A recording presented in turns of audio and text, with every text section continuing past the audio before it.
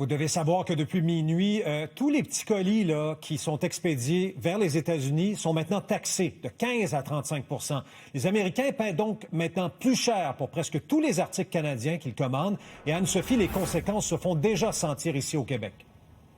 Oui, pas chez nos consommateurs, mais vraiment chez les petites entreprises. J'y reviens, mais juste pour revenir à la mesure, ce sont vraiment tous les colis, parce que avant aujourd'hui, tout colis en bas de 800 $, donc c'est pour ça qu'on appelle ça petit colis, donc à petit prix, était exempté. Donc aucun frais de douane. Ça a changé le 30 juillet dernier lorsque Donald Trump a fait une annonce, a signé un décret pour y mettre fin. Selon lui, cette exemption de tarifs servait à contourner les droits de douane et à acheminer des opioïdes vers les États-Unis. Donc il y a mis fin et c'est aujourd'hui que c'est entré en vigueur. Comme je disais, ce ne sont pas les consommateurs qui sont touchés ici, mais bel et bien les entreprises. On parle de petites entreprises surtout et il y a cette dame, elle, qui a une boutique de vêtements pour enfants et déjà, là, depuis ce matin, elle s'est dit, moi, je mets moins d'efforts pour envoyer des colis vers les États-Unis. On peut l'entendre. Ça fait un bon 3 ans là, que je vends aux États-Unis, autant sur le web que je vais sur place aussi. Puis là, avec l'arrivée des tarifs, ça augmente énormément les prix. Donc, j'ai décidé de ralentir mes efforts auprès de la vente aux États-Unis, de me concentrer au Canada à la place. Donc, de mettre mes énergies sur le territoire canadien plutôt qu'américain. C'est vraiment une décision financière parce que c'est quand même un 35 % qui va être applicable sur tous les produits là, qui vont passer aux États-Unis.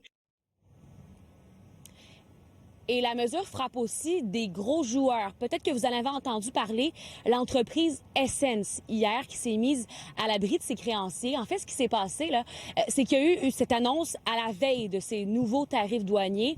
On se demandait si ça avait un lien. Finalement, dans une lettre adressée aux employés, Essence a dit en effet, ces tarifs douaniers-là n'aident vraiment pas au chiffre d'affaires de notre entreprise. Mais il y a beaucoup de raisons qui expliquent aussi pourquoi Essence, c'est vraiment un fleuron de la mode là, de luxe ici à Montréal. Il y a beaucoup de raisons pourquoi elle a des difficultés. J'en ai discuté avec cet expert.